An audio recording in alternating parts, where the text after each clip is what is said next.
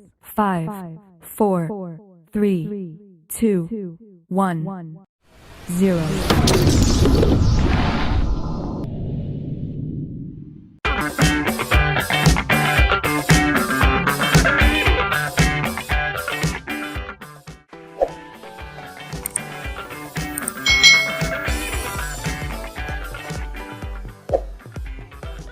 Hai hai hai, selamat datang di channel YouTube Kak Citra. Apa kabar adik-adik semuanya? Kak Citra berharap kalian dalam keadaan yang baik, sehat, dan siap untuk belajar ya. Hari ini kita akan belajar bersama-sama untuk mata pelajaran tematik kelas 3. Kita belajar di tema 7, perkembangan teknologi, subtema 3, perkembangan teknologi komunikasi, pembelajaran yang keempat. Mari adik-adik kita belajar dengan penuh semangat ya.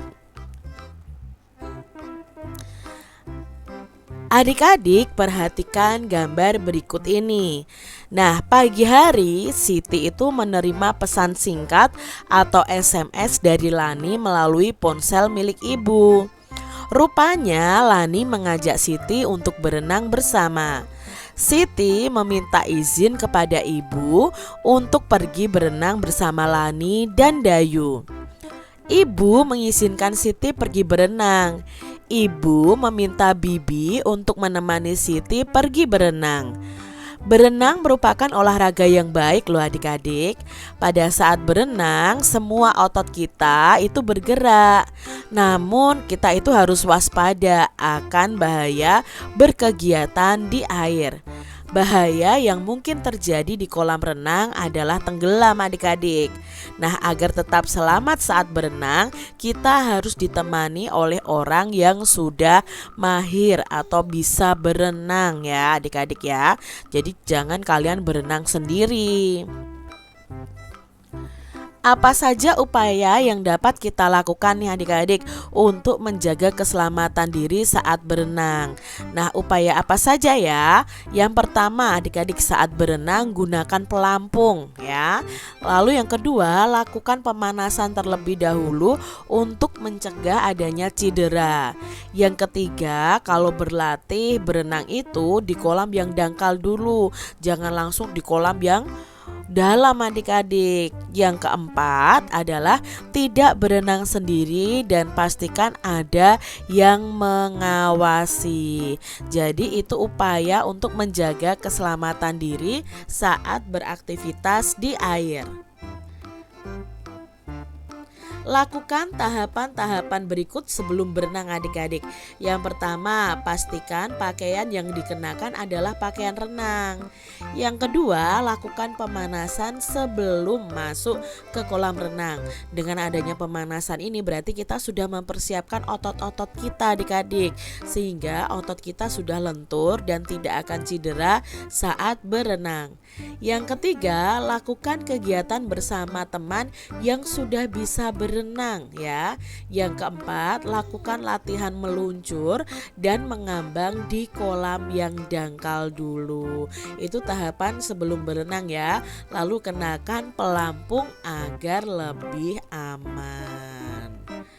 Adik-adik setelah berenang, Dayu meminjam telepon kantor kolam renang untuk menelepon ibu. Dayu minta izin kepada ibu untuk mengerjakan tugas kelompok di rumah Siti. Dayu sangat bersyukur loh karena ada alat bantu yang memudahkan dalam berkomunikasi. Dengan telepon, Dayu dapat langsung berbicara dan mendengarkan suara ibu. Nah adik-adik, telepon ini adalah alat komunikasi secara lisan. Selain alat komunikasi lisan, hingga saat ini alat komunikasi tulisan juga masih terus berkembang. Nah adik-adik, di sini kita akan belajar mengenai alat komunikasi tulisan. Nah sejak zaman dahulu nih adik-adik, komunikasi secara tertulis itu sudah mulai dilakukan. Ada surat yang ditulis pada daun lontar. Daun lontar ini daunnya sangat agak lebar adik-adik, jadi bisa untuk ditulis. Nah, selanjutnya surat itu ditulis pada selembar kertas dan dimasukkan ke dalam amplop. Surat akan dikirimkan oleh petugas pos dalam waktu tertentu.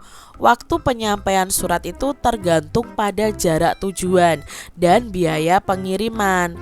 Nah, biasanya sekitar 3 hari sampai 1 minggu adik-adik. Namun, pada abad 21 ini mulai dikenal yang namanya surat elektronik atau surel atau email sekarang ya adik-adik ya. Nah, surel ini dikirim melalui jaringan internet dengan alat bantu komputer. Bahkan sekarang bisa pakai handphone. Nah, melalui surel atau email ini, pesan itu dapat diterima di tempat tujuan sesaat setelah dikirim. Tentu saja hal tersebut sangat membantu komunikasi adik-adik. Nah, kini surel itu bukan lagi satu-satunya alat komunikasi yang cepat. Melalui telepon seluler kita dapat berkirim pesan menggunakan aplikasi pesan singkat atau SMS. Bahkan saat ini kita dapat saling berkirim data penting melalui ponsel dengan berbagai pilihan aplikasi adik-adik. Sekarang ada WhatsApp ya dan lain sebagainya. Nah, adik-adik, dari bacaan tadi, mari kita lingkari jenis-jenis produk yang dihasilkan oleh teknologi komunikasi. Nah, yang dihasilkan oleh teknologi komunikasi yang pertama adalah pastinya surel ini ya. Ini kan teknologi komunikasi yang canggih. Lalu daun lontar tidak.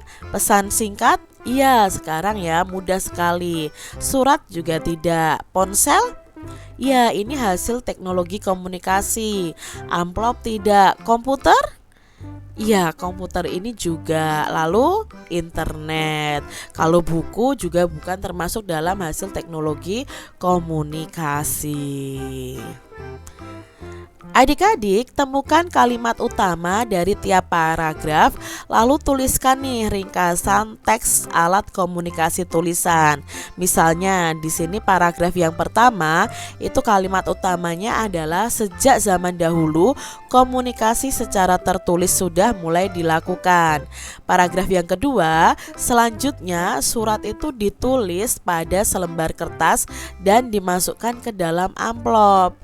Nah, paragraf yang ketiga ya adik-adik ya ini ya. Paragraf yang ketiga itu pada abad 21 mulai dikenal surat elektronik atau surel. Lalu paragraf yang keempat itu kini surel itu bukan lagi satu-satunya alat komunikasi yang cepat. Nah, dari kalimat-kalimat utama ini kalian bisa membuat ringkasannya. Adik-adik, perhatikan gambar berikut ini. Setelah mendapat izin dari ibu, Dayu dan teman-teman itu segera menuju rumah Siti. Mereka mendapat tugas untuk mencari informasi mengenai alat komunikasi. Siti akan mencari informasi di internet. Dayu akan mencari informasi dari buku-buku dan majalah. Lani akan menelpon pamannya yang bekerja di perusahaan telekomunikasi.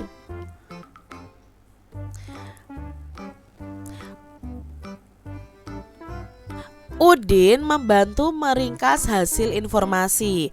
Edo akan menuliskannya pada sebuah buku.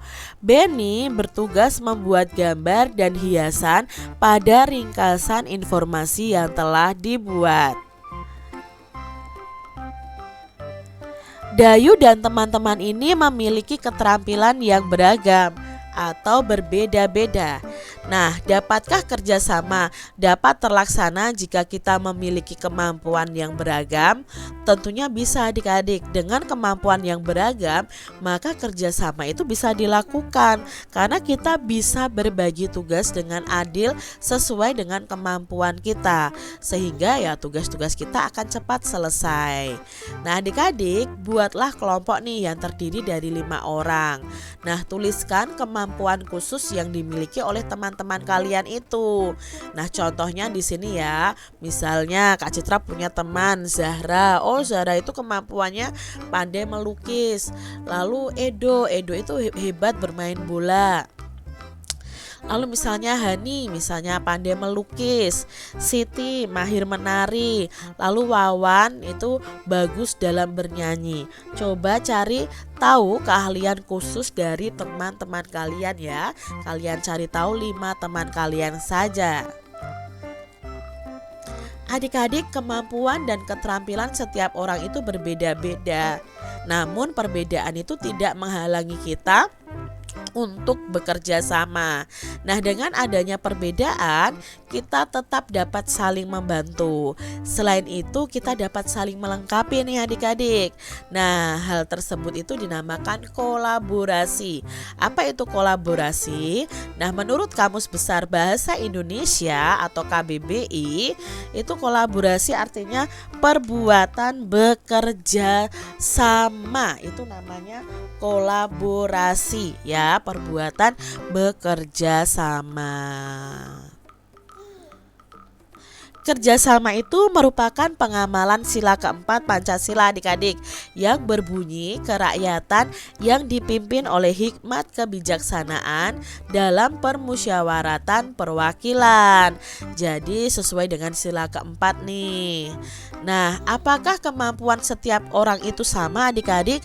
Tentunya tidak ya, kemampuan setiap orang itu pasti berbeda-beda. Lalu adik-adik, bagaimana sikap kita terhadap keberagaman atau perbedaan dari setiap orang? Nah, sikap kita ya seharusnya tetap menghargai perbedaan kemampuan dari setiap orang di sekitar kita ya. Jadi kita harus menghargai perbedaan itu. Demikian tadi adik-adik pembahasan kita di tema 7, subtema 3, pembelajaran yang keempat. Semoga video pembelajaran ini bermanfaat untuk adik-adik semuanya, dan sampai jumpa lagi di video pembelajaran Kak Citra selanjutnya. Tuhan memberkati. Jangan lupa tekan tombol subscribe, lalu tekan loncengnya, tekan juga tombol like, lalu share ke media sosial kalian. Jangan lupa untuk ikuti media sosial Kak Citra. Terima kasih.